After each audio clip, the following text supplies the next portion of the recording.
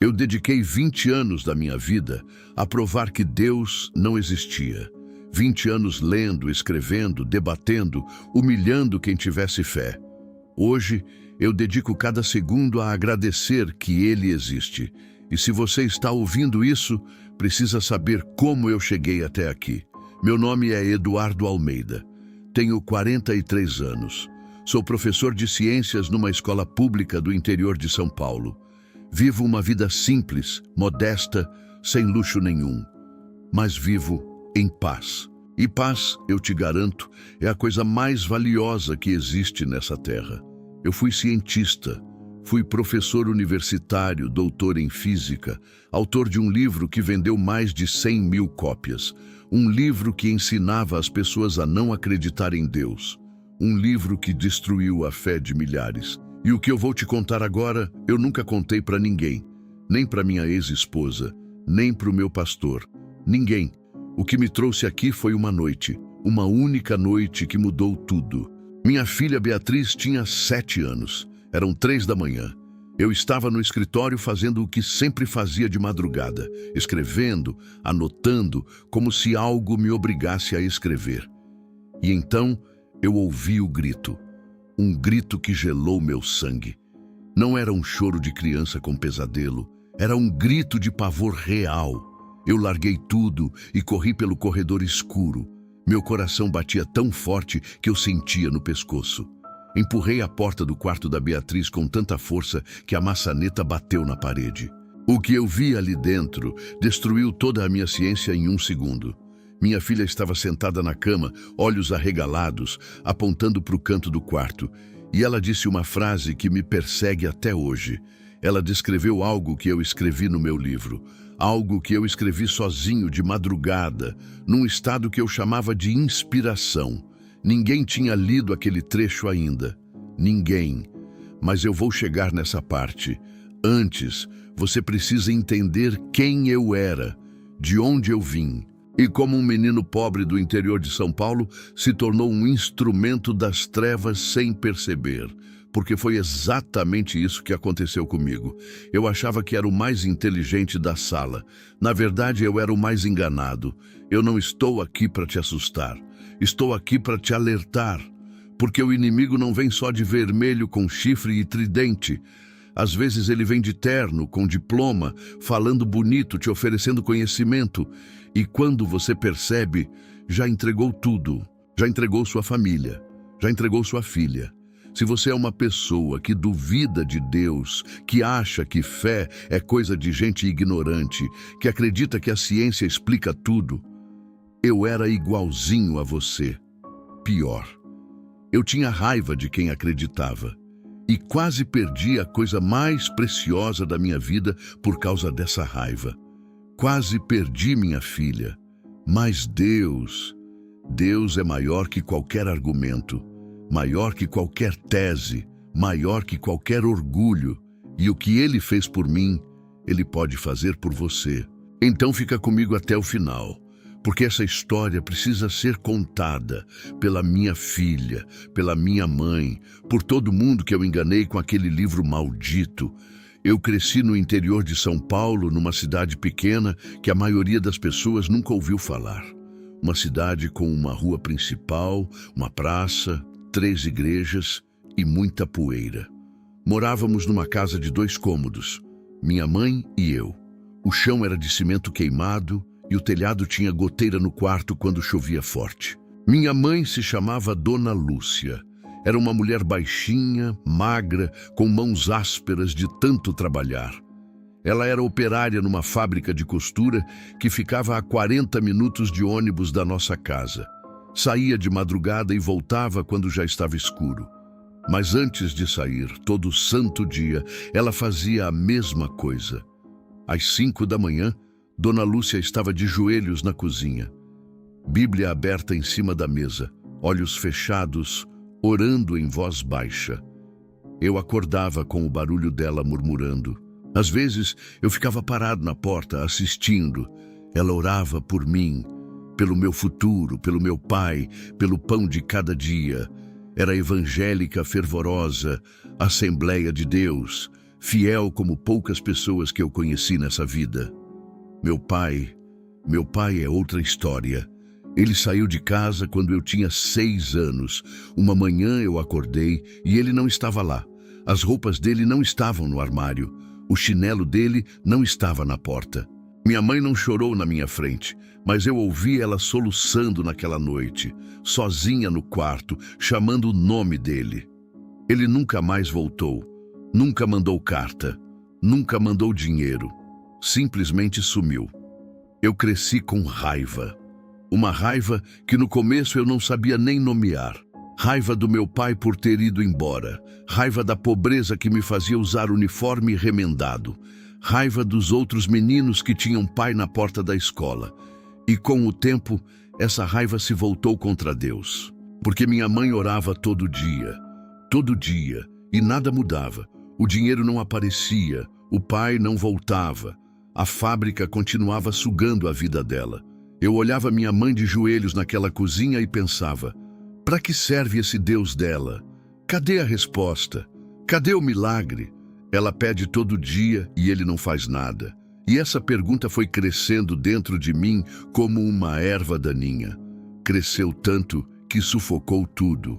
Na escola, eu era bom aluno, o melhor da turma, na verdade. A professora de ciências, Dona Teresa, foi a primeira a dizer que eu era diferente, que eu tinha inteligência acima da média, que eu precisava ir para a cidade grande, estudar numa universidade. Aquilo acendeu algo em mim. Se Deus não ia me tirar dali, a minha inteligência ia. E a inteligência se tornou meu Deus, minha identidade, minha armadura contra o mundo. Se eu era inteligente, ninguém podia me machucar. Se eu era o melhor da sala, o abandono do meu pai não importava. Se eu entendia equações que ninguém entendia, a pobreza era só temporária. Eu me agarrei nos livros como minha mãe se agarrava na Bíblia. Com a mesma fé cega. Consegui uma bolsa de estudos. Fui para São Paulo, faculdade de física numa universidade pública. Eu era o mais pobre da sala, o que tinha menos roupa, o que morava numa pensão dividida com mais 5 pessoas. Mas eu era o mais inteligente, e isso bastava. Mestrado veio, doutorado veio. Os diplomas foram se acumulando na parede do meu quarto como troféus de guerra. Tem um dia que eu preciso te contar. Um dia que ficou cravado na minha memória como ferro quente. Era 2º ano de faculdade. Um colega de turma, filho de advogado, foi me visitar na pensão. Minha mãe tinha vindo passar o fim de semana comigo. Quando a gente chegou, ela estava na cozinha, de joelhos no chão, orando, com o vestido sujo de graxa da fábrica, com o cabelo desarrumado, com as mãos levantadas para o teto. Eu senti vergonha da minha própria mãe. Olhei para o meu colega, vi o sorriso discreto no canto da boca dele e puxei ele rapidamente para o quarto. Fechei a porta, não apresentei, não disse nada. E nunca esqueci o olhar da minha mãe quando eu passei por ela sem parar. Ela viu, ela entendeu e mesmo assim continuou orando. Talvez orando por mim com ainda mais força. Eu carreguei essa cena comigo por 20 anos. E só hoje eu entendo o peso do que eu fiz naquele dia. Eu tinha vergonha da pessoa que mais me amava no mundo. Tinha vergonha da fé que mantinha a minha mãe viva. E essa vergonha se transformou em outra coisa. Se transformou numa missão. Eu ia provar que a fé da minha mãe era inútil, que Deus era uma invenção, que todo aquele sofrimento de joelhos era perda de tempo. Mas tudo mudou no dia em que decidi que provaria ao mundo inteiro que Deus era mentira. Foi no doutorado que eu conheci o professor Sérgio Lima. Ele era tudo o que eu queria ser. Brilhante, articulado, autor de 3 livros publicados internacionalmente. Respeitado em qualquer congresso que pisasse. Tinha um jeito de falar que hipnotizava. Cada frase parecia uma obra de arte. Cada argumento era cirúrgico. Eu o admirava como nunca tinha admirado ninguém. Sérgio me abordou depois de uma palestra que eu assisti sobre filosofia da mente. Disse que gostou de uma pergunta que eu fiz. Disse que eu tinha uma cabeça diferente. e me convidou para participar de um grupo de estudos que ele coordenava. Um grupo pequeno, seleto, só intelectuais de alto nível. Reuniões quinzenais num casarão antigo no centro de São Paulo. Ele chamava de O Círculo. Eu fui sem pensar duas vezes. A primeira reunião era tudo o que eu sonhava. 8 pessoas numa sala com estantes de livros até o teto. Vinho, café, charutos, debates sofisticados sobre consciência, livre-arbítrio, os limites da percepção humana.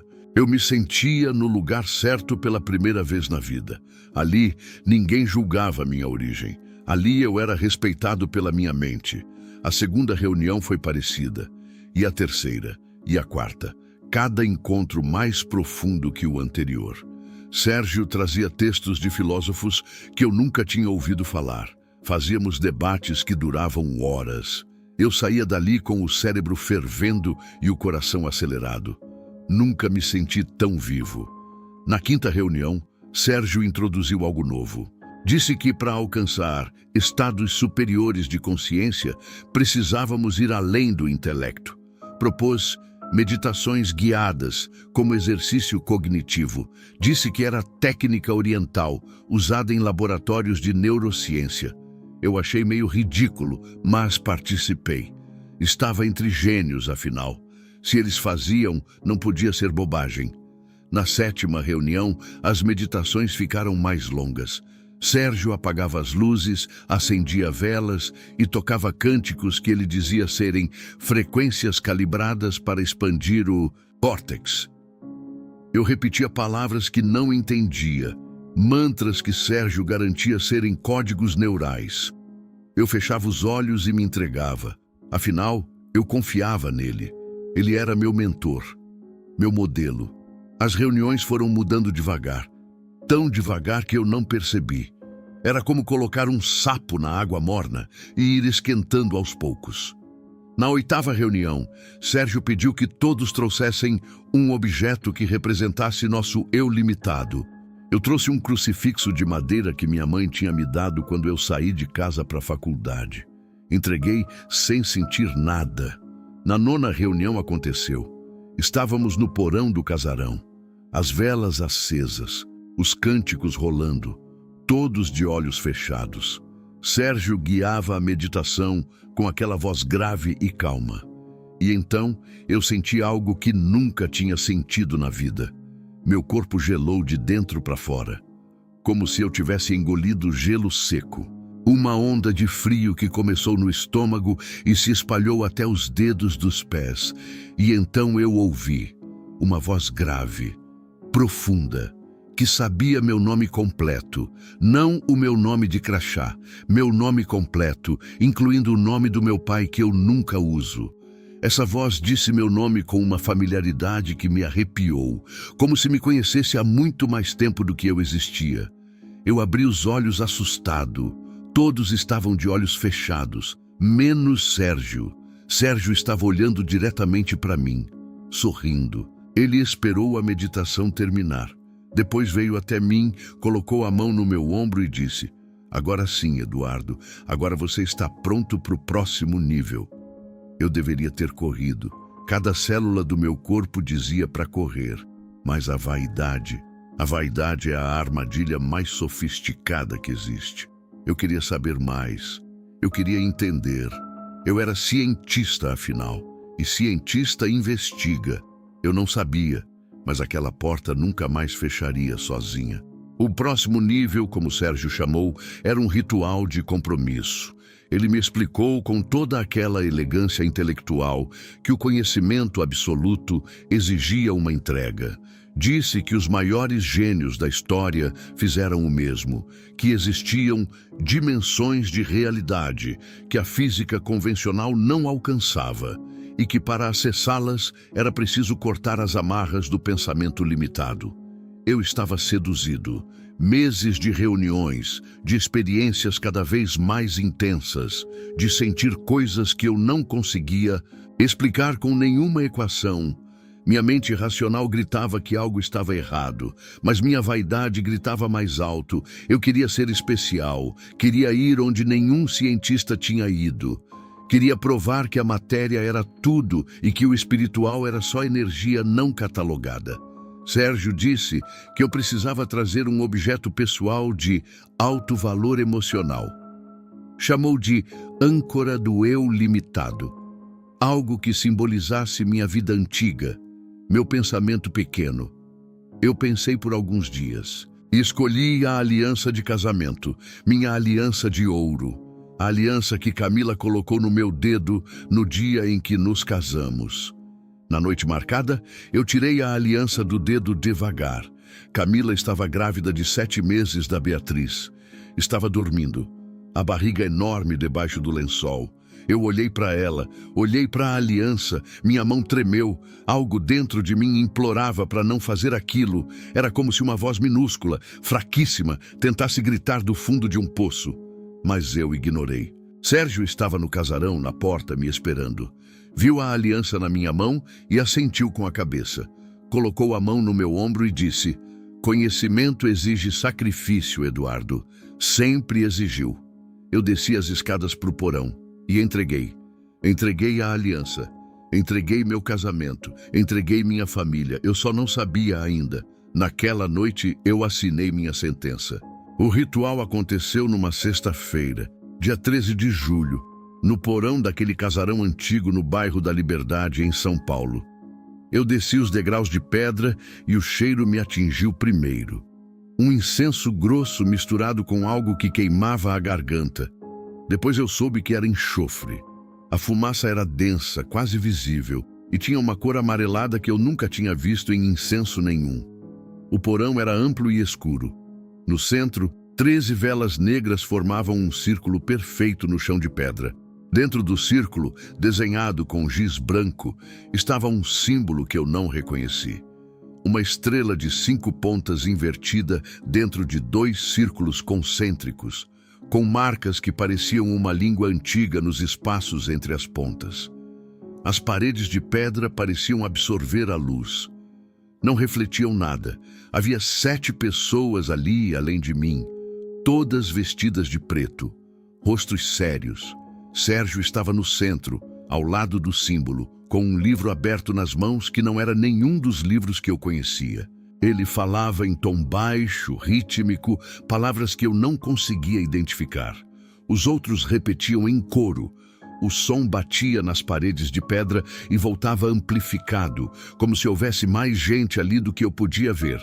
Eu fui instruído a ficar de pé no centro do símbolo. Pisei dentro do círculo de velas e senti imediatamente uma pressão no peito, como se alguém tivesse colocado uma bigorna sobre o meu externo. A respiração ficou pesada. Um frio cortante subiu pela espinha, diferente do frio das meditações anteriores. Esse frio tinha intenção, tinha personalidade. Era como se algo estivesse me avaliando, me medindo, decidindo se eu era digno. Sérgio pediu que eu estendesse a mão com a aliança. Eu estendi. Ele pegou a aliança e colocou no centro do símbolo de giz. Depois me olhou nos olhos e disse: "Agora você precisa renunciar", em voz alta, claramente. Renuncie a qualquer fé, qualquer crença, qualquer possibilidade de um Deus. Declare que a matéria é tudo que existe e que você se entrega ao conhecimento absoluto. Eu falei. Falei com orgulho, como se estivesse apresentando uma tese de doutorado. Cada palavra saiu firme. Renunciei a Deus, a Jesus, ao Espírito Santo, a qualquer entidade divina. Declarei que o universo era matéria e energia e nada mais. Que a fé era superstição. Que eu me entregava completamente ao que eles chamavam de conhecimento absoluto. Enquanto eu falava, as chamas das velas cresceram, todas ao mesmo tempo, como se algo estivesse respirando junto comigo. Quando terminei de falar, o silêncio durou apenas 3 segundos, e então veio a voz. Não de Sérgio, não de ninguém daquela sala. Uma voz que parecia vir do chão, das paredes, do teto, de dentro do meu próprio crânio. Tudo ao mesmo tempo. Uma voz grave, elegante, sofisticada. Não era monstruosa, não era assustadora do jeito que você imagina. Era refinada, como um professor emérito falando com seu aluno mais promissor. A voz disse: "Finalmente alguém com inteligência suficiente para me ouvir." E depois acrescentou meu nome. Disse meu nome completo de novo, com o sobrenome do meu pai que eu nunca usava.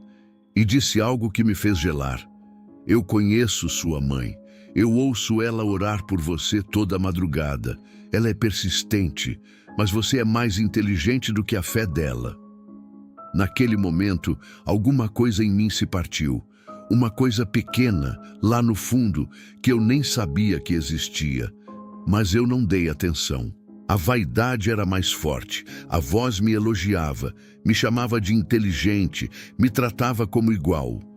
E eu, o menino pobre do interior que nunca tinha sido tratado como igual por ninguém, aceitei tudo. Sérgio encerrou o ritual. As velas se apagaram sozinhas, todas ao mesmo tempo, sem vento, sem sopro. A aliança de casamento não estava mais no chão. Desapareceu. Eu procurei, mas Sérgio disse: "Não precisa mais dela. Você é livre agora." Eu subi as escadas do porão com as pernas tremendo. Entrei no carro, olhei para o dedo sem aliança e dirigi para casa em silêncio, com a garganta queimando pelo enxofre e o peito pesando como se carregasse uma pedra. Cheguei em casa de madrugada. Camila dormia, a barriga enorme. Eu deitei do lado dela e tentei dormir. Não consegui. Ficava ouvindo ecos daquela voz. Finalmente alguém com inteligência suficiente. E pela primeira vez na vida, eu senti que tinha feito algo que não podia desfazer. Mas empurrei esse pensamento para baixo, bem para baixo, e segui em frente, como sempre fiz. As mudanças começaram no dia seguinte ao ritual. Não foram mudanças ruins, pelo menos não no início. Foram mudanças que qualquer cientista chamaria de produtividade extraordinária. Eu acordava de madrugada com ideias prontas na cabeça. Não eram ideias vagas, não eram inspirações soltas. Eram parágrafos inteiros, argumentos completos, teorias estruturadas como se alguém tivesse passado a noite organizando tudo para mim e só precisasse que eu abrisse os olhos para ditar. E o horário era sempre o mesmo. 3h33 da manhã, todas as noites. Meus olhos abriam sozinhos, como se alguém tivesse apertado um botão. Eu olhava para o relógio digital no criado mudo e lá estava.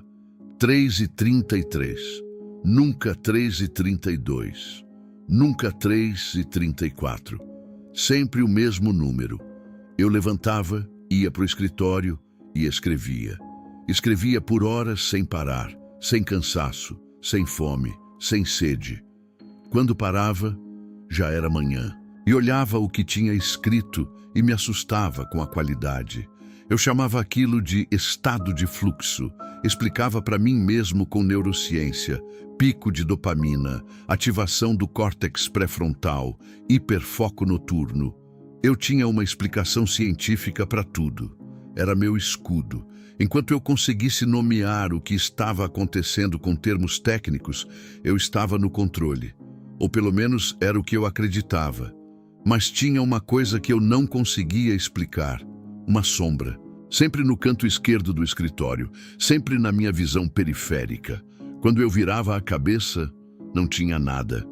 Mas quando eu voltava a escrever, lá estava ela de novo. Uma forma escura, vertical, imóvel. Como uma pessoa parada me observando. Eu fiz exame de vista, fiz ressonância magnética, fiz tudo o que um cientista faria. Tudo normal. A Beatriz nasceu 2 semanas depois do ritual, linda, saudável, 3,2 kg. Camila chorou de felicidade. Eu segurei minha filha nos braços e senti algo que a ciência não nomeia, um amor tão grande que doía no peito. Naquele momento, por 1 segundo, alguma coisa me disse que eu tinha que parar, que eu tinha que proteger aquela criança. Mas o segundo passou. E eu voltei para o escritório. Os primeiros anos da Beatriz foram normais. Ela era uma criança alegre, falante, curiosa. Mas quando completou 7 anos, tudo mudou. Começou a ter pesadelos. Não pesadelos comuns de criança, medo de bicho, medo do escuro. Eram pesadelos específicos. Ela acordava gritando, suando, com os olhos arregalados e sempre dizia a mesma coisa. O homem de terno preto veio de novo, mãe. Camila me acordava toda vez, e toda vez eu dizia a mesma coisa. É imaginação, Camila. Criança tem pesadelo, é fase, passa, mas não passava. Toda noite, sem exceção, Beatriz acordava gritando, e os detalhes foram ficando mais específicos. Ela dizia que o homem ficava parado no canto do quarto, no canto esquerdo, o mesmo canto onde eu via a sombra no escritório. Beatriz dizia que o homem usava terno preto, sapato preto brilhante, e sorria sem abrir a boca. Que ele ficava olhando para ela por um tempo e depois se virava e ia embora. Ela dizia que ele tinha uma voz bonita. Ele fala bonito, pai, como professor. Quando ela disse isso, eu senti um arrepio que me percorreu inteiro, mas empurrei para baixo, sempre empurrando para baixo. Camila implorou para levar Beatriz num psicólogo. Eu disse que era frescura, que ela estava alimentando a imaginação da menina com atenção demais, que se parasse de dar importância, os pesadelos iam sumir. Camila ficou com raiva. Eu fiquei com mais raiva ainda. Discutimos, gritei, bati a porta do escritório e voltei a escrever, sempre voltando a escrever. Naquela mesma semana, Beatriz me procurou no escritório. Era uma tarde de domingo. Eu estava revisando provas da faculdade. Ela entrou, devagar, segurando um papel. Ficou parada na porta me olhando com aqueles olhos grandes e escuros, esperando eu perceber. Eu levantei a cabeça impaciente e disse: "Fala, Beatriz." Ela estendeu o papel. Era um desenho. No desenho tinha uma casa. No quarto da casa, uma menininha deitada na cama. E no canto esquerdo do quarto, uma figura alta de terno preto com um sorriso. A figura tinha as mãos atrás das costas. E atrás dela, na parede do quarto, Beatriz tinha desenhado um símbolo. Uma estrela dentro de 2 círculos. Eu peguei o desenho e minhas mãos congelaram. Aquele símbolo era o mesmo do porão. Exatamente o mesmo. Os mesmos traços, as mesmas proporções, as mesmas marcas entre as pontas da estrela. Eu nunca descrevi aquele símbolo para ninguém. Nunca desenhei em lugar nenhum. Nunca levei minha filha àquele casarão. Eu olhei para Beatriz e pela primeira vez não tive uma explicação científica. Não tive um termo técnico. Não tive uma teoria. Só tive medo. Ela olhou para mim e disse: "Pai, o homem pediu para te mostrar. Ele disse que você ia entender." Eu amassei o desenho e joguei no lixo na frente dela. Ela saiu chorando. E eu fiquei parado no escritório com a sombra no canto me observando. Enquanto minha casa desmoronava, minha carreira explodia. O livro ficou pronto em tempo recorde. A inexistência necessária, eu chamei. 320 páginas de argumentos meticulosamente construídos contra a existência de Deus. Cada capítulo era uma demolição cirúrgica de um pilar da fé: criação, alma, milagres, oração, propósito. Eu ataquei tudo, com dados, com lógica, com ironia cortante. O livro vendeu mais de 100.000 cópias no primeiro ano. Fui traduzido para 5 idiomas. Recebi convites de universidades do Brasil inteiro, debates televisionados onde eu enfrentava pastores e padres e os desmontava ao vivo. A plateia aplaudia. Os comentários nas redes me chamavam de gênio. Jornais me entrevistavam. Revistas colocavam minha foto. Eduardo Almeida, o cientista que provou que Deus não existe. E veio a noite que eu nunca vou esquecer. Uma quinta-feira, palestra num auditório universitário em São Paulo para 800 pessoas. Lotado. Gente em pé no fundo. Câmeras de 2 canais. Eu subi no palco com meu terno novo, meu livro debaixo do braço, meu sorriso de vencedor. Falei por 1 hora e 40 minutos. Destruí cada argumento religioso com elegância cirúrgica. No final, 800 pessoas se levantaram e bateram palma. Ovação de pé, flashes disparando, gritos de brilhante e gênio. Eu estava no topo. Enquanto eu recebia aplausos, meu celular vibrava no bolso. Eu senti, ignorei. Vibrou de novo, ignorei de novo. Quando saí do palco, rodeado de fãs pedindo autógrafo, olhei a tela. 7 chamadas perdidas de Camila. Eu não liguei de volta. Guardei o celular e continuei sorrindo, apertando mãos, posando para fotos. Só soube o que tinha acontecido quando cheguei em casa, quase meia-noite. Camila estava sentada na cozinha, com os olhos vermelhos. Beatriz estava no quarto, dormindo depois de uma crise de pânico que durou 2 horas. Camila me olhou e disse com a voz mais cansada que eu já ouvi.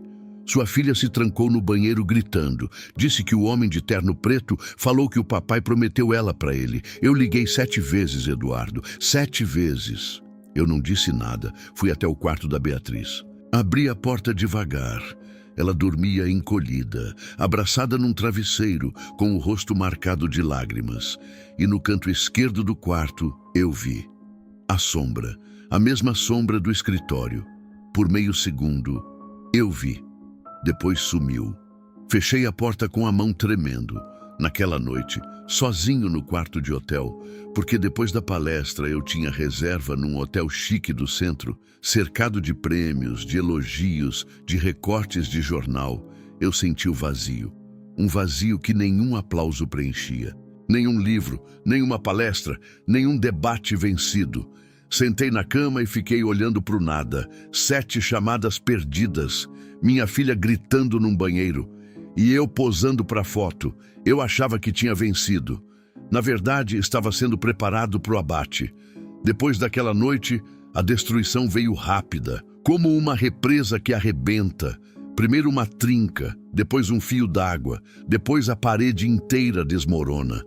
Camila foi a primeira a quebrar. A mulher forte, paciente, que aguentou anos de um marido ausente e arrogante, começou a desmoronar. Depressão severa. Parou de comer direito. Parou de sair de casa. Ficava horas sentada no sofá olhando para a parede. Quando eu chegava, ela nem virava o rosto. Eu não percebi que a culpa era minha. Ou percebi e não quis admitir. Eu via Camila definhando e dizia para mim mesmo que ela precisava de um psiquiatra, de remédio, de terapia. Nunca me passou pela cabeça que o que estava destruindo minha esposa era algo que eu trouxe para dentro daquela casa.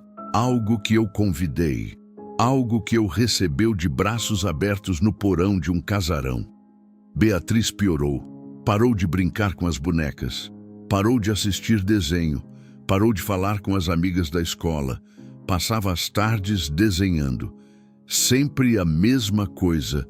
Figuras escuras, casa escura, o homem alto de terno no canto do quarto. As professoras chamaram Camila na escola. Disseram que Beatriz estava isolada, não interagia, não sorria. Sugeriram acompanhamento psicológico urgente. E eu, o grande cientista, o gênio dos aplausos, comecei a desmoronar por dentro também. Insônia crônica se instalou.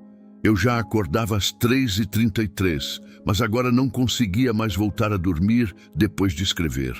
Ficava no escritório até amanhecer, com os olhos ardendo, a sombra no canto, a cabeça zumbindo. E quando dormia, sonhava com o porão, com as velas, com o símbolo, com a voz. O pior foi perder a capacidade de pensar. Justo eu, o homem que construiu a carreira inteira em cima da inteligência. Comecei a esquecer coisas simples, nomes de alunos que eu conhecia há anos, datas de provas que eu mesmo marquei. Perdia o fio da meada no meio de uma aula e ficava parado no quadro, giz na mão, sem saber o que ia dizer. Os alunos se entreolhavam. Eu inventava uma desculpa e seguia, mas eu sabia que algo estava errado. E as exigências cresciam. Eu sentia uma compulsão incontrolável de escrever coisas cada vez mais agressivas contra a fé. artigos que atacavam não só a religião, mas as pessoas de fé. Eu escrevia com ódio, com veneno, e publicava, e recebia aplausos, e o ciclo continuava. Mais ódio, mais artigos, mais aplausos, mais vazio. Às vezes, no meio de uma aula, sentia uma vontade quase irresistível de blasfemar em voz alta. A palavra subia pela garganta como bile. Eu mordia a língua e engolia. Mas o momento que me fez perceber que algo estava terrivelmente errado, não desconfiança, não sensação vaga, mas certeza gelada, foi numa tarde de quarta-feira. Beatriz voltou da escola com a mochila e foi direto para o quarto dela, sem falar com ninguém. Eu estava no corredor e ouvi ela abrir a porta do quarto e parar. Parar no meio do passo. Eu fui até lá.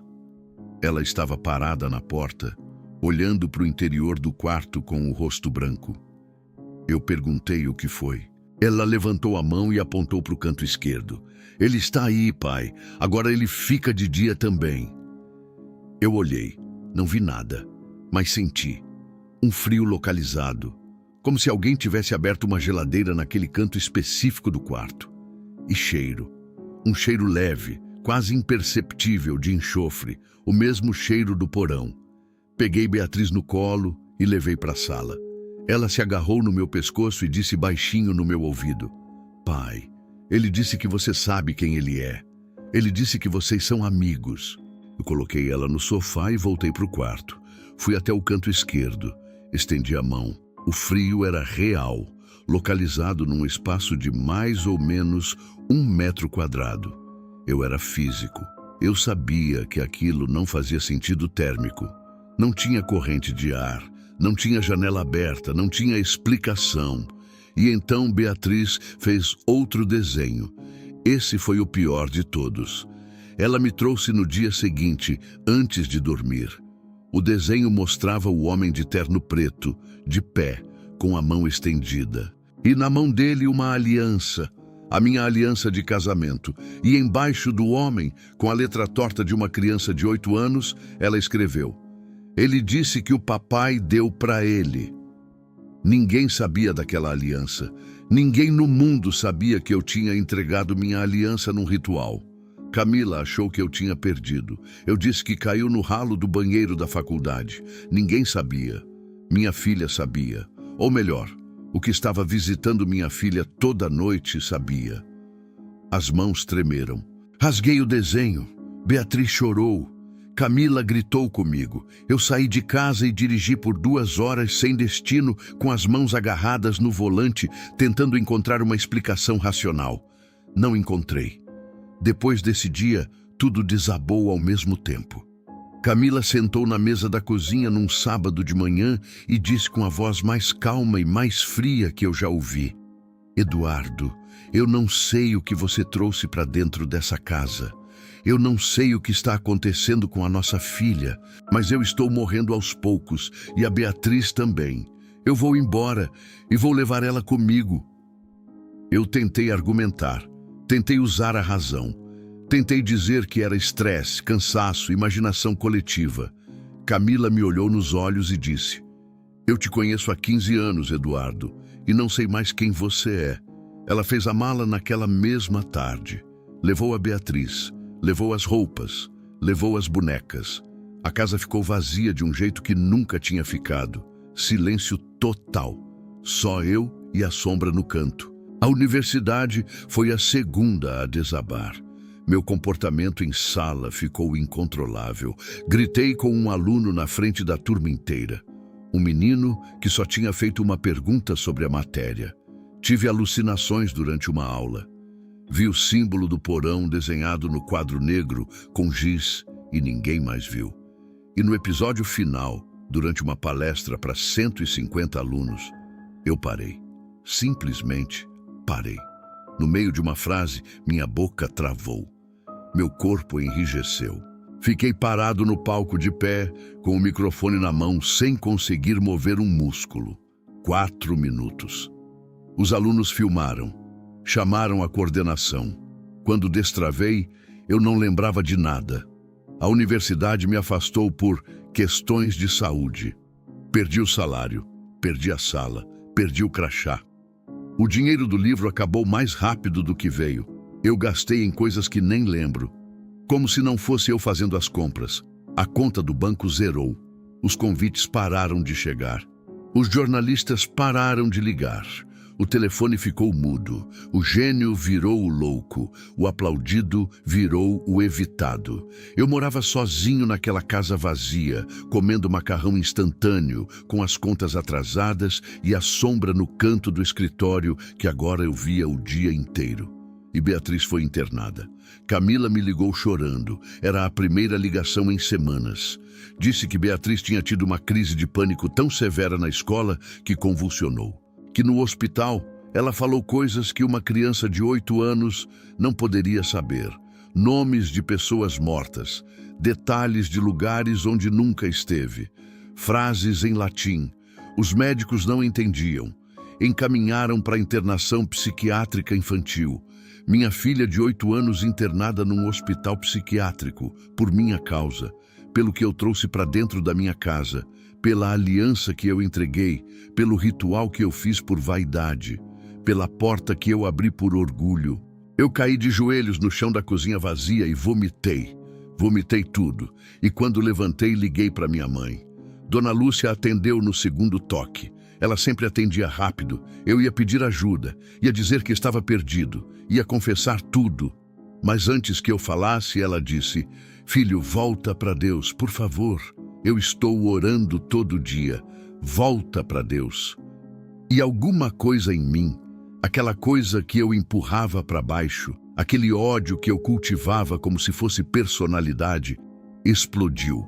Eu disse: "A sua fé é uma doença mental, mãe. Me esquece. Para de orar por mim. Para de ligar. Me esquece." E desliguei. Dona Lúcia nunca mais ligou. E eu fui visitar minha filha no hospital psiquiátrico sozinho, destruído, sem saber que aquela tinha sido a última vez que eu ouvi a voz da minha mãe. A internação de Beatriz foi o começo do meu inferno pessoal. O hospital ficava num bairro afastado de São Paulo, um prédio cinza com grades nas janelas e cheiro de álcool nos corredores. Luz fluorescente o dia inteiro. Barulho de portas batendo, vozes ecoando pelos corredores brancos.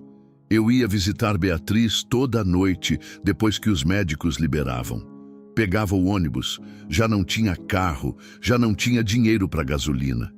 Chegava no hospital por volta das 8 da noite e ficava até o horário de visita acabar. Sentava do lado da cama dela e ficava em silêncio. Não sabia o que dizer, não sabia o que fazer. Eu era o homem que tinha resposta para tudo e não tinha resposta para nada. Beatriz passava a maior parte do dia sedada. Os remédios deixavam ela mole, com o olhar vidrado, sem aquele brilho que eu me lembrava. Às vezes, ela me reconhecia e sorria fraco. Às vezes, olhava para mim como se eu fosse um estranho. E às vezes, as piores vezes, ela ficava lúcida e dizia coisas que me faziam tremer. Numa noite de terça-feira, eu entrei no quarto e Beatriz estava sentada na cama. Não estava sedada, estava alerta, com os olhos fixos em mim desde o momento que eu abri a porta. Eu sentei do lado dela e peguei a mão dela. Ela apertou minha mão com uma força que não era de uma criança de 8 anos. Me olhou firme nos olhos e disse com uma voz que não parecia dela, mais grave, mais velha, mais segura: "Pai, o homem disse que você prometeu. Ele quer eu no seu lugar. Você deu a aliança." A aliança. De novo a aliança. Ninguém sabia. Ninguém no mundo. Eu puxei a mão. Meu corpo inteiro tremeu. Tentei respirar e não consegui. Tentei pensar, acionar o cérebro de cientista, encontrar a variável, isolar o fenômeno. Nada, nenhuma equação, nenhuma teoria, nenhum artigo revisado por pares, nenhuma explicação racional. A ciência que eu passei 20 anos da minha vida construindo como fortaleza se despedaçou como castelo de areia. Eu saí do quarto com as pernas bambas. Caminhei pelo corredor branco sem sentir o chão. Passei por enfermeiros, por outros visitantes, por ninguém que eu conhecesse. Desci pelo elevador, atravessei o saguão, empurrei a porta de vidro e fui para o estacionamento. Eram 2 da manhã, chovia. Uma chuva forte, daquelas que tamborilam no teto do carro como se alguém estivesse jogando pedras. Eu sentei no banco do motorista. O carro era emprestado de um colega, o último que ainda me emprestava coisas. Tranquei as portas e fiquei parado. Peguei o celular, liguei para Sérgio Lima, caixa postal. Liguei de novo, caixa postal. Liguei para outro membro do grupo, um homem chamado Renato, que sempre se sentava ao meu lado nos rituais. Desligado. Liguei para outro. Não existe mais. Liguei para outro. Número errado. Todos tinham desaparecido. Todos os números tinham mudado ou sido cancelados, como se o grupo nunca tivesse existido. Eu larguei o celular no banco do passageiro. Agarrei o volante com as 2 mãos e bati. Bati o volante com os punhos. 1 vez, 2 vezes, 5 vezes, até as mãos doerem, até os dedos latejarem, até não ter mais força. E então veio o choro. Um choro que eu tinha segurado por 20 anos, desde os 6 anos de idade, quando meu pai saiu e eu jurei que nunca mais ia chorar. 20 anos de lágrimas represadas estouraram no estacionamento daquele hospital. Eu chorei pela Beatriz, pela menina saudável e alegre que eu transformei numa paciente psiquiátrica. Chorei pela Camila, pela mulher que me amou e que eu empurrei para longe até ela quebrar. Chorei pela minha mãe, pela mulher de joelhos na cozinha que eu humilhei, que eu mandei me esquecer, que eu disse que a fé dela era doença. Chorei por mim, pelo menino pobre que só queria ser alguém e acabou se tornando um instrumento de destruição. E no meio daquele choro, com a chuva batendo no teto e as mãos sangrando no volante, eu abri a boca e gritei. Gritei um nome que eu tinha jurado nunca mais falar. Um nome que eu renunciei em voz alta num porão com 13 velas negras. Um nome que eu passei 20 anos tentando provar que era mentira. Eu gritei, Jesus! Gritei tão alto que a garganta rasgou. Jesus, me ajuda! Eu não aguento mais! Eu não sei mais o que fazer! E foi ali, naquele estacionamento escuro, dentro de um carro emprestado, debaixo de chuva, com as mãos machucadas e o rosto encharcado, que eu gritei o nome que jurei nunca mais falar. Eu não sei quanto tempo fiquei dentro daquele carro. Podem ter sido minutos, podem ter sido horas. Eu perdi a noção. Só sei que em algum momento a chuva diminuiu, o choro secou e eu fiquei ali, vazio, com a testa encostada no volante, respirando devagar. Não senti paz, não senti alívio. Senti só o cansaço de quem carregou um peso grande demais por tempo demais e finalmente largou no chão. Levantei a cabeça, limpei o rosto com a manga da camisa, saí do carro e voltei para o hospital. Não sei por que voltei. O horário de visita tinha acabado há muito tempo, mas meus pés me levaram de volta. Entrei pelo saguão vazio. O segurança da noite me conhecia de tanto que eu ia lá.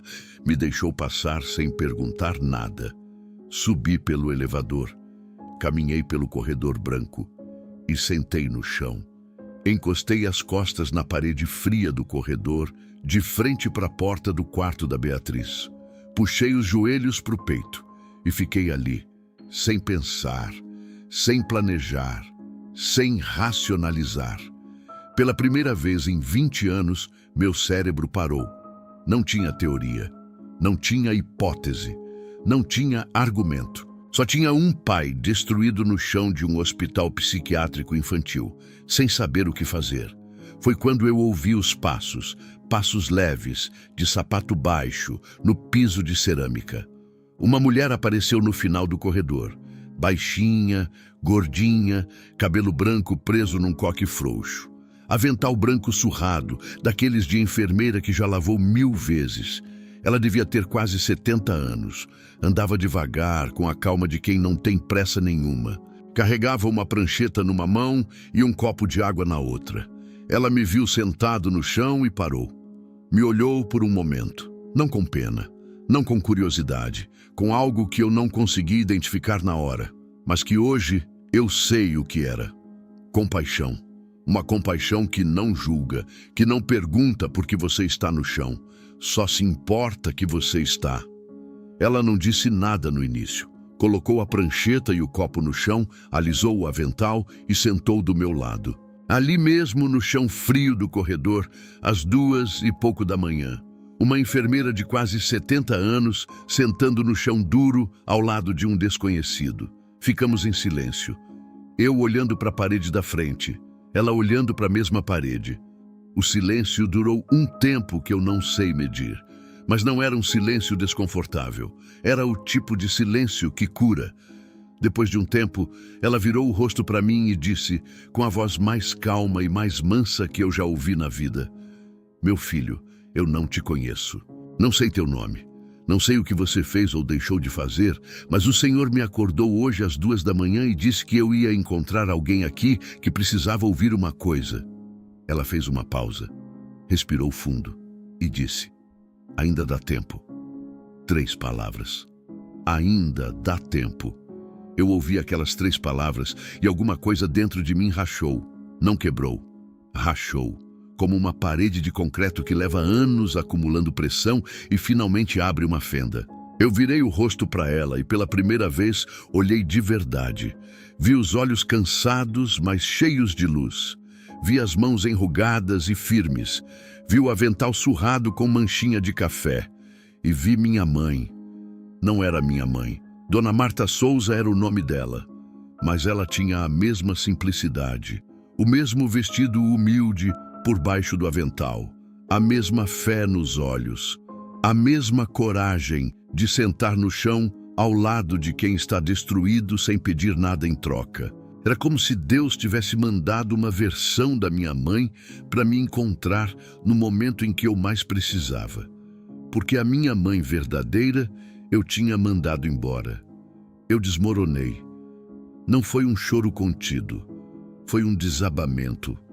Eu cobri o rosto com as mãos e chorei com o corpo inteiro, soluçando, tremendo, fazendo barulho no corredor vazio. E Dona Marta não disse nada, não mandou eu parar, não disse que ia ficar tudo bem. Ela levantou a mão direita, colocou na minha cabeça e começou a orar. A oração dela era simples, sem palavras rebuscadas, sem gritos, sem performance. Era uma conversa. Ela falava com Deus como quem fala com alguém que está ali do lado. Disse: "Senhor, eu não conheço esse rapaz, mas o Senhor conhece. O Senhor sabe o nome dele, sabe o que ele fez, sabe o que ele carrega, e o Senhor me mandou aqui. Então eu peço, em nome de Jesus, que o Senhor toque nesse coração agora, que o Senhor mostre para ele que ainda dá tempo." Enquanto ela orava, eu senti. Começou no peito. Um calor. Não era o calor do choro, não era o calor de emoção, era diferente. Era um calor que tinha origem, que tinha direção, que se espalhava. Começou no centro do peito e foi subindo pelos ombros, descendo pelos braços, chegando nas pontas dos dedos, subiu pelo pescoço, pelo rosto. Era como se alguém tivesse acendido uma fogueira dentro de mim, mas uma fogueira que não queimava, que aquecia, que derretia. E então eu ouvi, não com os ouvidos, não como a voz do porão, que vinha das paredes e do chão e parecia invadir. Essa voz veio de dentro, do centro do peito, do mesmo lugar onde o calor tinha começado. Não era audível, era certeza. Uma certeza tão absoluta que era mais real do que qualquer som. A voz disse: "Eu sempre estive aqui, você que fechou os olhos." Eu abri os olhos. O corredor estava igual, branco, frio, vazio. Dona Marta continuava com a mão na minha cabeça, orando em voz baixa. Mas algo tinha mudado. Dentro de mim. Era como se alguém tivesse ligado uma luz num quarto que esteve escuro por 20 anos. Eu via o mesmo corredor, mas via diferente. Via como alguém que esteve cego e de repente enxerga. Eu deslizei do chão até ficar de joelhos. Dona Marta tirou a mão da minha cabeça e se afastou um pouco em silêncio. E ali, de joelhos no chão frio e duro do corredor de um hospital psiquiátrico infantil, às 2:30 da manhã, eu disse em voz alta, com a voz mais quebrada e mais sincera que já saiu da minha boca: Jesus, me perdoa. Eu estava errado. Eu estava errado sobre tudo. Eu repeti. Repeti várias vezes, como se cada repetição tirasse uma camada de orgulho. Eu estava errado. Me perdoa. Eu estava errado. Me perdoa. E a cada vez que eu dizia, o calor no peito aumentava e o peso diminuía. Como se alguém estivesse tirando pedras de cima de mim, uma por uma. Dona Marta esperou eu parar de chorar. Quando eu finalmente levantei o rosto, ela estava sorrindo. Um sorriso pequeno, sereno, de quem já viu Deus fazer isso antes. Ela pegou o copo de água do chão e me ofereceu. Eu bebi inteiro. Ela disse: meu filho, isso que aconteceu agora é só o começo. Você precisa de ajuda. Tem um pastor que eu conheço, um homem sério de oração. Posso ligar para ele? Eu assenti com a cabeça. Não tive força para falar. Dona Marta pegou um celular velho do bolso do avental e ligou. Às 2:30 da manhã, o pastor atendeu no terceiro toque. Ela disse poucas palavras. Pastor Marcos, é a Dona Marta.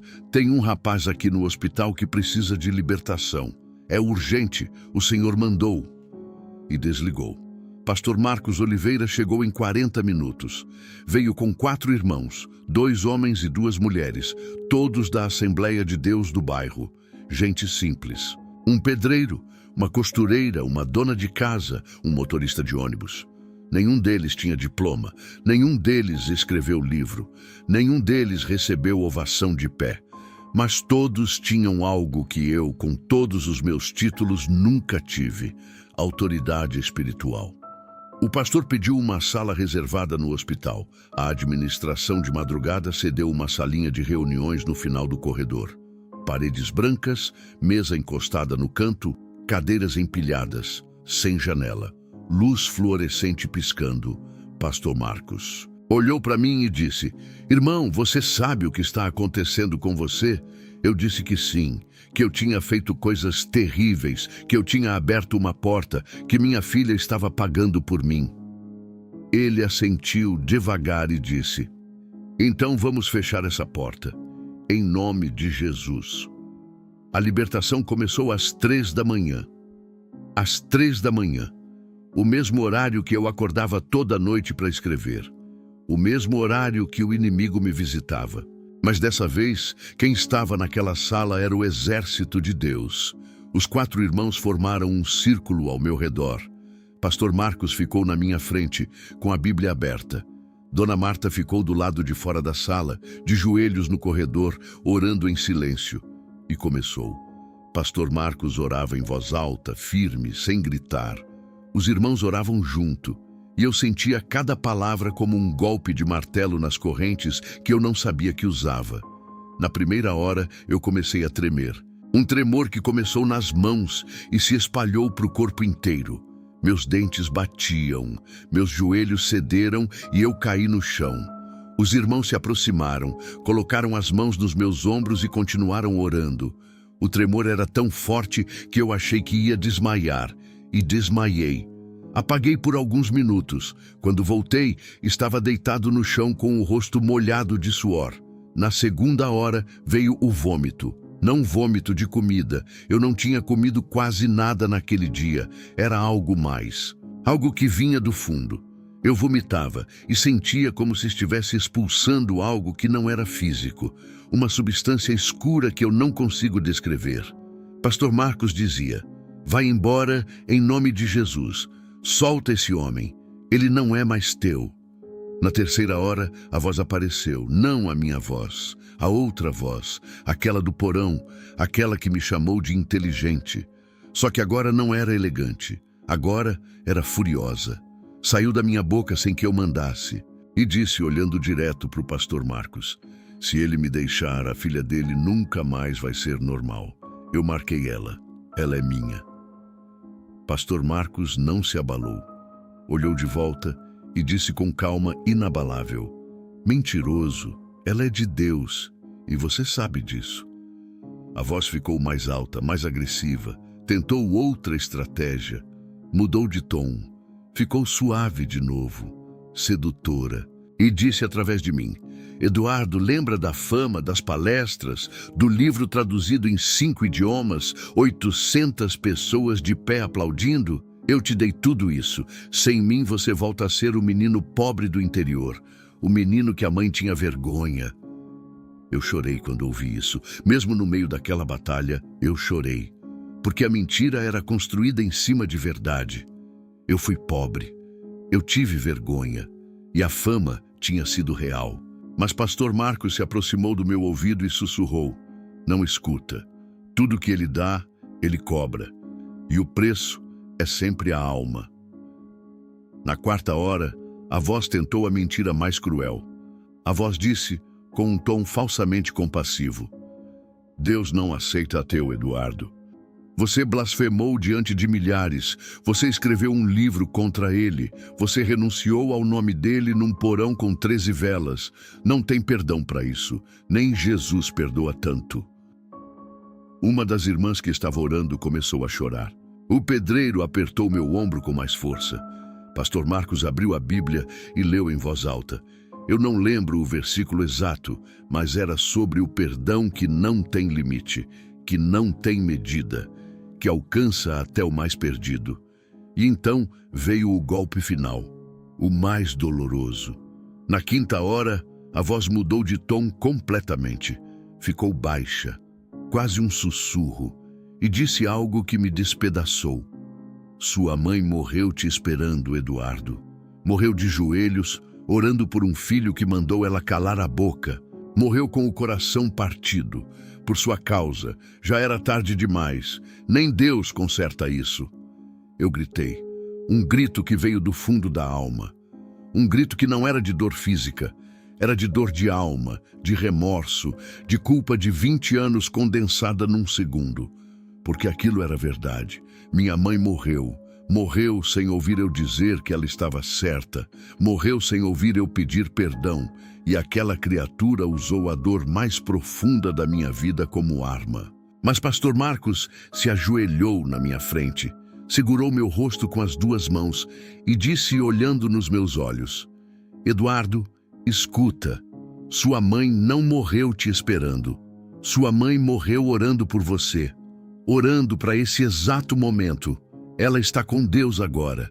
E ela está vendo isso acontecer. Ela está vendo o filho dela ser libertado. Não desiste agora.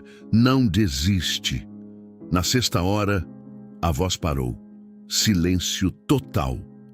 Eu estava deitado no chão, encharcado de suor, tremendo, com o rosto colado no piso frio.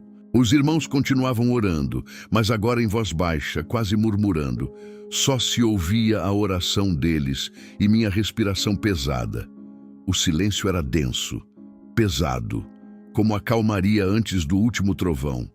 Na 7ª hora, às 10 da manhã, pastor Marcos se levantou.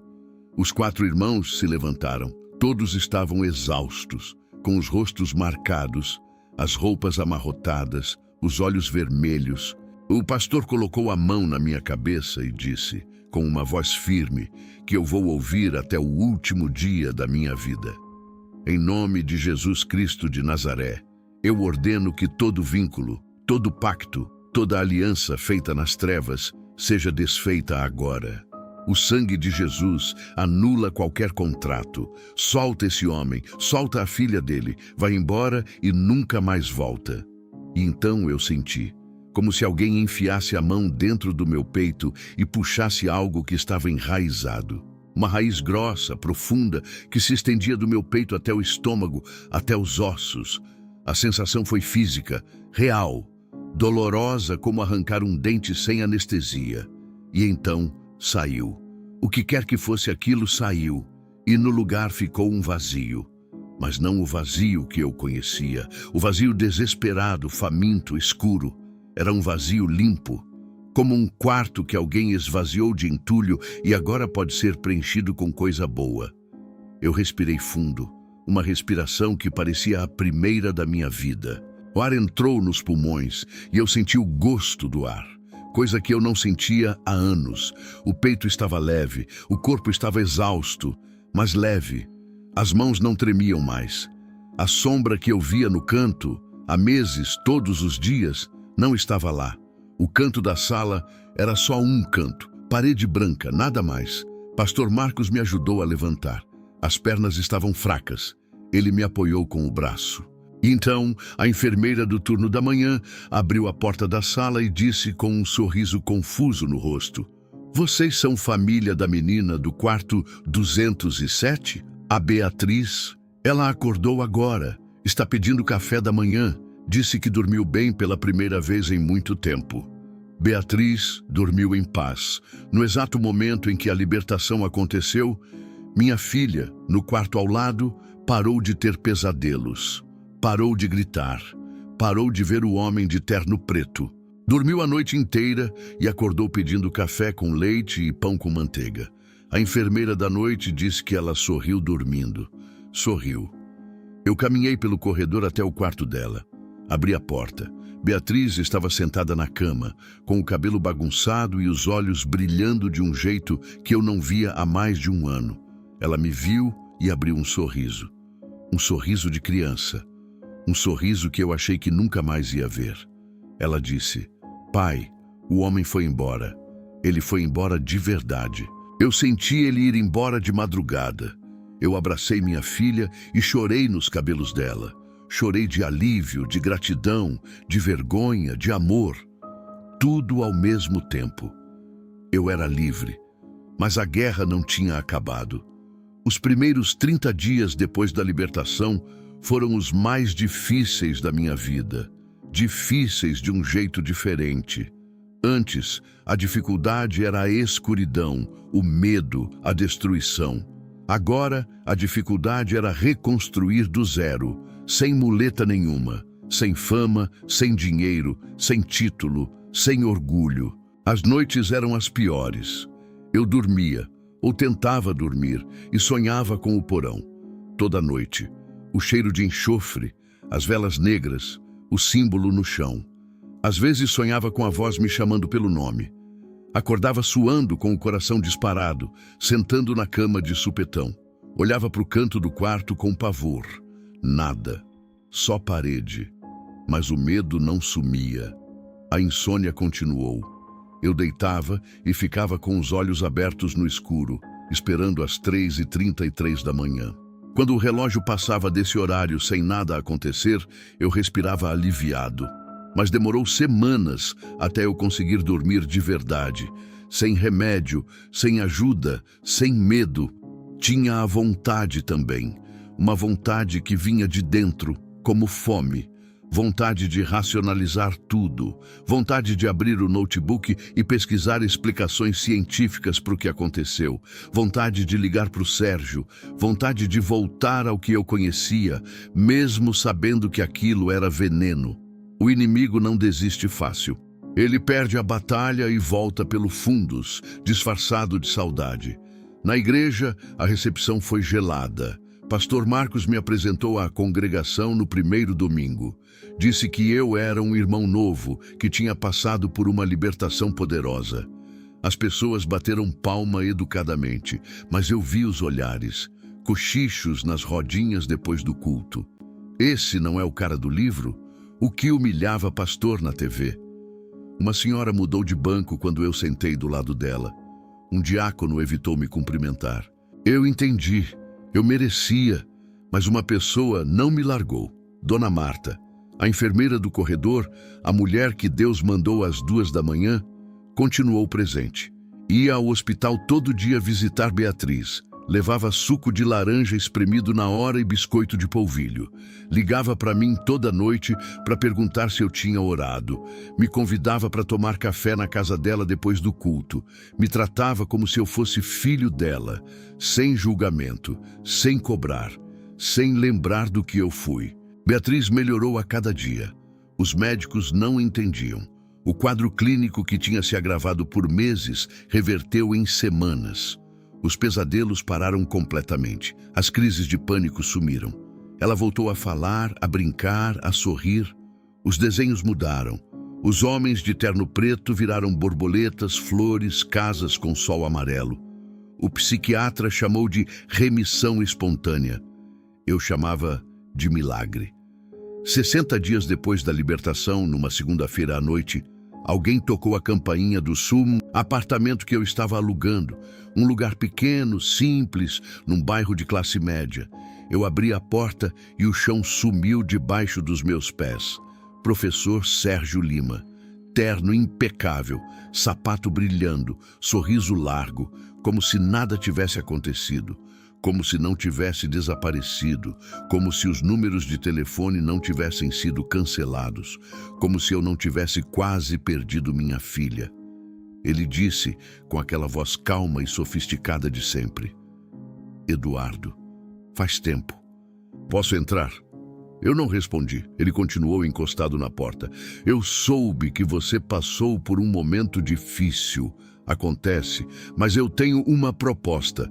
Uma editora quer um segundo livro, R$500 mil de adiantamento. E a Beatriz, eu conheço gente que pode ajudar. O melhor hospital particular do país. Tratamento completo. É só você voltar. Meu corpo gelou. O frio era familiar. O mesmo frio do porão. A oferta era cirúrgica. Dinheiro para resolver minhas dívidas, tratamento para resolver minha culpa com a Beatriz, fama para resolver meu ego. Tudo embalado num sorriso elegante. Por um segundo real, que eu não vou mentir dizendo que não existiu, eu considerei. A tentação foi real, o dinheiro era real, a necessidade era real. Mas eu olhei por cima do ombro de Sérgio. Na geladeira da cozinha, preso com um ímã de coração, estava um desenho da Beatriz. Ela tinha feito naquela semana. Uma família. Pai, mãe, filha, debaixo de um sol amarelo enorme. E no canto do céu, uma cruz. Embaixo, com a letra infantil dela, Deus cuida da gente. Eu olhei de volta para o Sérgio e disse: vai embora, Sérgio. Eu não tenho nada que você quer. E você não tem nada que eu preciso. Não mais. O sorriso dele sumiu. Por uma fração de segundo, eu vi algo nos olhos dele que não era humano. Algo que eu já tinha visto nas velas do porão. Mas durou menos que uma piscada. Ele ajeitou o terno, deu um passo para trás e disse: você vai se arrepender, Eduardo. Virou as costas e foi embora. Eu nunca mais vi Sérgio Lima. Deus devolveu Beatriz. Minha filha voltou inteira, saudável, sorridente. Teve alta do hospital 3 meses depois da libertação. Os médicos assinaram os papéis com cara de quem não entende o que está assinando. Ela saiu do hospital segurando minha mão com uma mão e carregando um ursinho com a outra. E a primeira coisa que me disse quando pisou na calçada foi: pai, o sol está bonito hoje. Mas nem tudo voltou. E eu preciso ser sincero sobre isso, porque testemunho sem verdade não vale nada. Minha mãe não voltou. Dona Lúcia faleceu 4 meses antes da minha conversão. Infarto fulminante numa quinta-feira de manhã. A vizinha dela, Dona Fátima, me ligou. Foi a última pessoa que ainda tinha meu número. Disse que encontrou minha mãe no chão da cozinha, de joelhos, a Bíblia aberta na mesa. Ela estava orando quando o coração parou. Minha mãe morreu orando, provavelmente orando por mim. Eu não fui ao enterro. Eu nem sabia que ela tinha morrido até 3 semanas depois, porque eu tinha mandado ela me esquecer. Eu disse que a fé dela era doença mental. E ela morreu de joelhos, orando pelo filho que a rejeitou. Essa ferida nunca vai fechar completamente. Eu sei que ela está com Deus. Eu sei que ela me perdoou. Mas eu nunca vou poder olhar nos olhos dela e dizer que eu estava errado e que ela estava certa o tempo inteiro. Essa é a consequência do meu pecado que eu carrego. E vou carregar até o dia que eu encontrar ela no céu. Camila também não voltou. Não como esposa. Ela me visitou 3 meses depois da libertação. Eu abri a porta e quase não a reconheci. Ela tinha emagrecido, cortado o cabelo, tinha olheiras fundas, mas os olhos estavam diferentes. Tinha uma faísca que eu não via há tempo. Ela entrou, sentou na cadeira da cozinha e ficou me olhando por um longo tempo. Eu disse: eu destruí tudo, Camila, tudo. Eu destruí você, destruí a Beatriz, destruí a minha mãe, destruí a mim mesmo. Você não precisa me perdoar, nunca, mas precisa saber que eu mudei, que eu não sou mais aquele homem e que eu vou cuidar da Beatriz com a minha vida. Camila não respondeu naquela hora. Ficou em silêncio. Levantou. Foi até a porta. Parou. Sem se virar, disse: eu preciso de tempo, Eduardo. E saiu. Mas voltou na semana seguinte, e na seguinte, e na seguinte. Cada visita um pouco mais longa. Cada conversa um pouco mais profunda. Não voltamos a ser marido e mulher. Talvez nunca voltemos, mas somos amigos, somos pais. E existe respeito entre nós que não existia quando estávamos casados. Hoje, eu tenho 43 anos. Moro num apartamento pequeno no interior de São Paulo, perto da cidade onde eu cresci. Trabalho como professor de ciências numa escola pública municipal. Ganho pouco, muito pouco comparado com o que eu ganhava. Mas cada centavo é limpo, cada centavo é meu. Não é dado por voz nenhuma de porão nenhum. Beatriz tem 12 anos. É saudável, sorridente, linda. Vai bem na escola, tem amigas, gosta de desenhar. Agora só coisas coloridas. Flores, borboletas, pores de sol. Ela canta no louvor infantil da igreja do Pastor Marcos. Tem uma voz doce que enche o templo inteiro. Quando ela canta, eu fecho os olhos e agradeço. Agradeço cada nota, cada sorriso, cada noite de sono sem grito. Eu vou à igreja toda quarta e todo domingo. A mesma Assembleia de Deus do Pastor Marcos Oliveira. Sento na terceira fileira, lado esquerdo. Dona Marta senta do meu lado. Às vezes ela segura minha mão durante o louvor, sem dizer nada. Ela virou minha segunda mãe.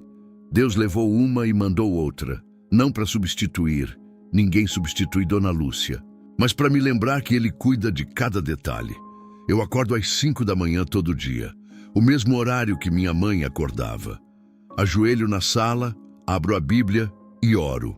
Oro por Beatriz, oro pela Camila, oro pela memória da minha mãe. Oro por cada pessoa que leu meu livro e perdeu a fé por minha causa. Essa é a oração que mais dói. Saber que eu escrevi argumentos que tiraram Deus da vida de pessoas que eu nunca vou conhecer. Eu queimei todos os exemplares do livro que eu tinha em casa. Fiz uma fogueira no quintal do prédio num sábado de tarde. Beatriz me ajudou. Ela jogou o último exemplar no fogo e disse: pronto, pai. Acabou. Mas não acabou. Milhares de cópias ainda circulam. Em bibliotecas, em estantes, em livrarias online. Eu não posso recolher todas. Isso me dói. Me dói saber que nesse exato momento alguém pode estar lendo aquelas páginas e acreditando naquelas mentiras que eu escrevi. E agora eu preciso te contar o último segredo, aquele que eu prometi no começo, aquele que eu nunca contei para ninguém. O capítulo mais agressivo do meu livro era o capítulo 11. Eu chamei de A Necessidade da Morte de Deus. Era o capítulo que convenceu mais gente, o que foi mais citado, o que foi mais aplaudido, o que os professores universitários recomendavam para os alunos, o que fez mais estrago. Aquele capítulo foi escrito inteiro às 3h33 da manhã, de uma vez só, sem parar.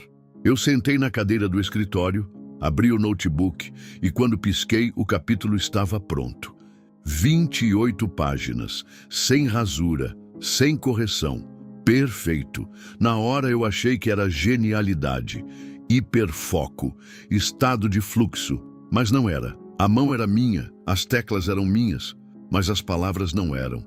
O homem de terno preto que minha filha via toda noite no quarto era a mesma entidade que eu recebia toda madrugada no escritório.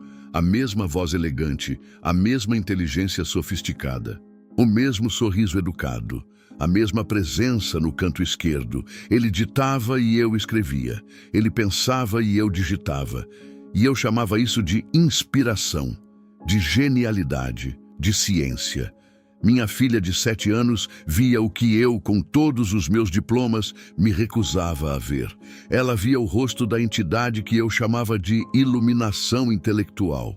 Ela via a verdade que eu passei 20 anos negando. Uma criança enxergava o que o cientista estava cego demais para enxergar. Eu olho para trás e vejo tudo com clareza agora. Eu era o homem mais inteligente da sala e era o mais cego. A ciência me deu diplomas, me deu aplausos, me deu salário. Mas foi uma enfermeira de quase 70 anos, de avental surrado e sapato baixo, sentada no chão frio de um hospital às 2 da manhã, que me mostrou a verdade. Foi uma mulher simples, como minha mãe, que fez o que nenhum livro conseguiu. Ela me mostrou Deus. Se você está ouvindo isso, e é como eu era, cético, orgulhoso, convencido de que a ciência explica tudo, eu te digo com todo o respeito e com toda a autoridade de quem viveu dos dois lados. Existe um mundo espiritual. Ele é real. E ele não se importa se você acredita nele ou não. O inimigo é inteligente, mais inteligente do que eu, mais inteligente do que você. E ele usa a sua inteligência contra você. Usa seu orgulho, usa sua dor, usa seu abandono, usa tudo. Mas Deus é maior. Deus é maior do que qualquer argumento, maior do que qualquer livro, maior do que qualquer portal que você tenha aberto.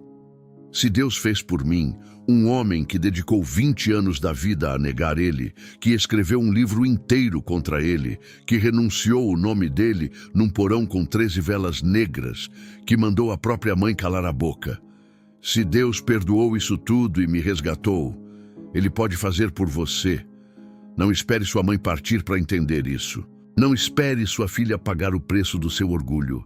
Não espere o estacionamento escuro e a chuva e o desespero. Deus está te ouvindo agora, nesse exato segundo. Da mesma forma que Ele ouviu meu grito naquele carro. Da mesma forma que Ele mandou Dona Marta naquele corredor. Ainda dá tempo. Eu sou a prova viva de que ainda dá tempo.